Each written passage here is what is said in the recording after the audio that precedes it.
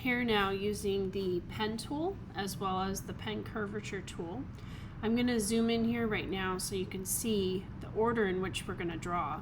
You always want to draw the thing that is farthest from you, then draw the middle, and then draw whatever's in front. So looking at this right now, my pen, or my pear, is actually the farthest thing, so I'm going to go ahead and draw that. The second thing is my leaf, which is tucked behind my stem. The stem comes third, and then the very last thing we're going to draw is the shape right here that makes up the shadow. These other shadows are optional. You do not need to include these three if you don't want to, but if you do want to challenge yourself, I would definitely try it. Okay, so let's start off with our pen tool. It's really important to remember that we always want to draw with just a stroke on it first, and then go ahead and add the fill later. So I'm going to grab my pen tool. And if your pen is looking like this, what you can do is go up to Settings, go to General, and then use Precise Cursors, because sometimes it resets itself. Okay, I'm going to go ahead with my regular pen tool with a stroke of black, and I'm only going to click on the sections where I'm going to be curving my lines. So I know I'm going to arch it out there, here,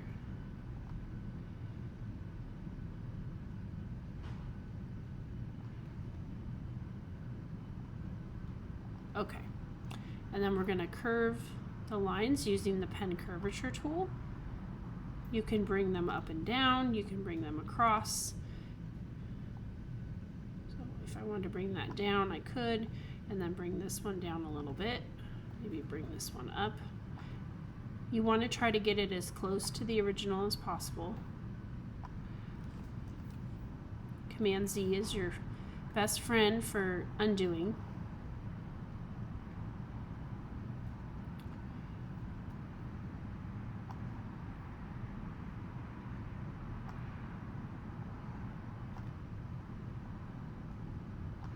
Okay, so there's the outline. Let's go ahead and grab the pen tool. Actually, let's grab the black arrow and deselect it. Grab the pen tool, and then start on the leaf.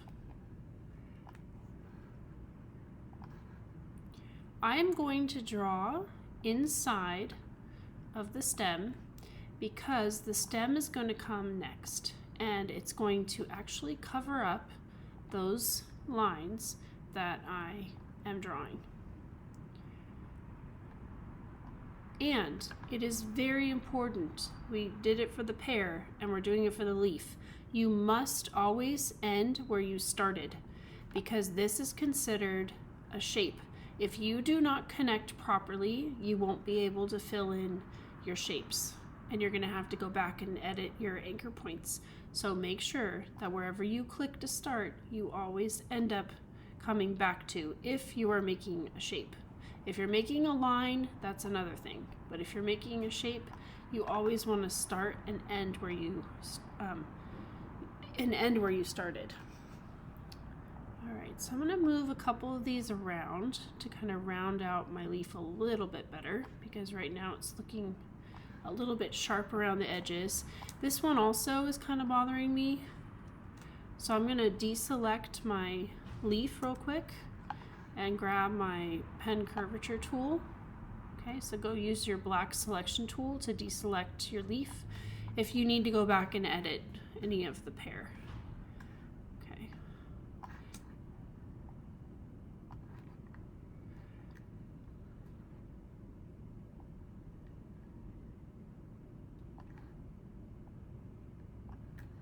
Okay, now let's focus in on the stem. So we're gonna go ahead and go right over the line from the leaf.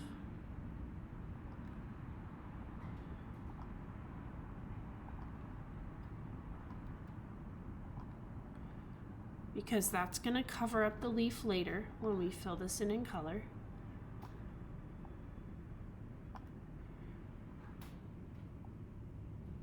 Okay, and then we're gonna focus on this shape right here. So I'm gonna go forward, or click once, go across, click twice, go back and click again. It doesn't look like much, but what I've done is I've created a shape. And then I can arch this part. Okay, now if you wanted to go in and create these shadows, I can teach you how to do that.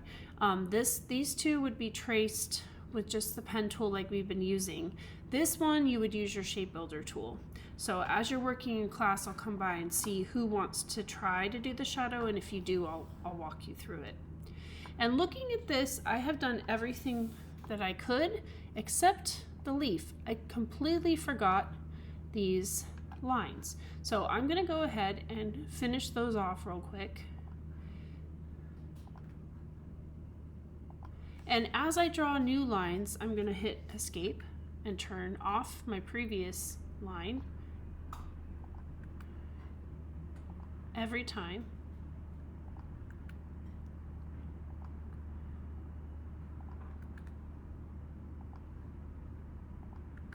And you can totally arch them before you do this. That's completely fine. But I'm gonna do it without doing that first. So I'm gonna grab this line.